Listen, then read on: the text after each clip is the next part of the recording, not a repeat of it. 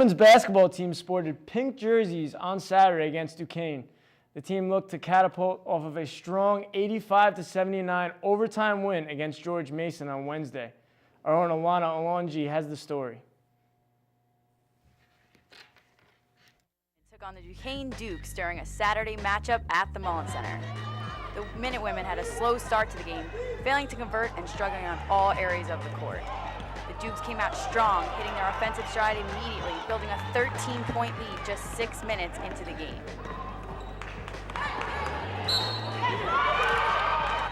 The Dukes continued to bring the heat and take advantage of the Minutewomen's struggle to hold on to the ball, as Rashida Timbilla turned the ball over late in the first half.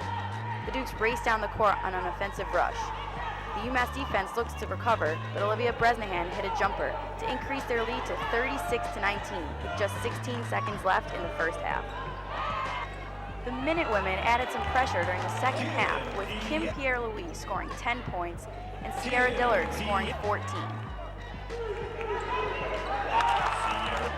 However, the Dukes replied back with a frenzy of scoring, going on a 7-0 run with under 15 minutes to play in the game and going on to increase their lead by 22 points. The final score of the game, 69-49 Duquesne. Welcome back to UMass Sports Weekly. We're here to talk about women's basketball, and we just saw that highlight tape of the game against Duquesne.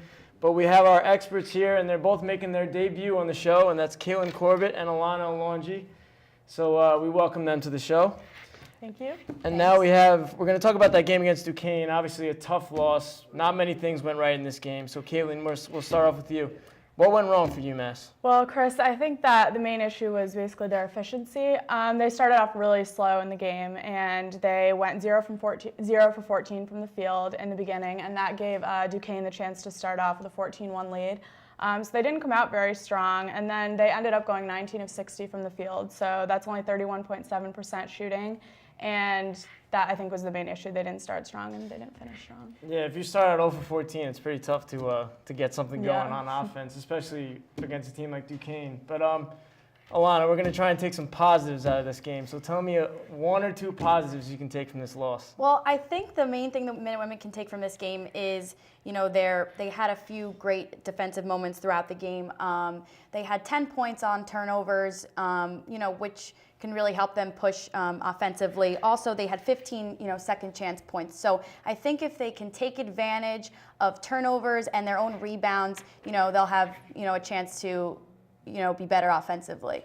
Well, now we look at this team, and like you said, they've been better this season than they were last season. There were a handful of wins last season. This season, at least they have 9 wins, which is at least a little better than last season. So we have a couple games left in the season.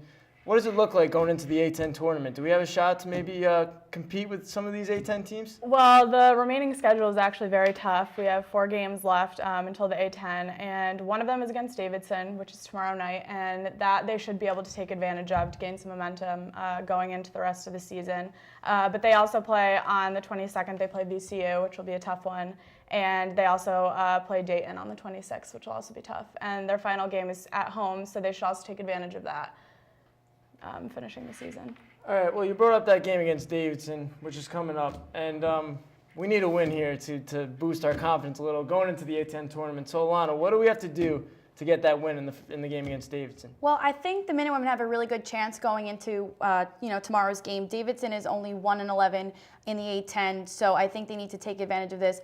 Also, we should look at Kim Pierre-Louis, who is at 997 career points. So going into Wednesday's game, she has a chance to be the 20th Minutewoman to get 1,000 points in her career history. So wow. I think that she is our key player that we need to focus on, and she has been throughout the season. So I think they have a really good chance against Davidson tomorrow night. Yeah, Alana, you're right. I mean, Kim Pierre-Louis has definitely been the high scorer on the season, and she's definitely been a big part of why they've been so much better this year than last year.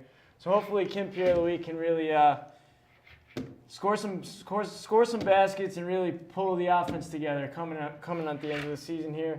And we look for them to compete in the A-10 championship. But thank you guys. I really appreciate it. Great first segment on the show. But we'll be right back, and we're going to be talking women's lacrosse. Stay tuned.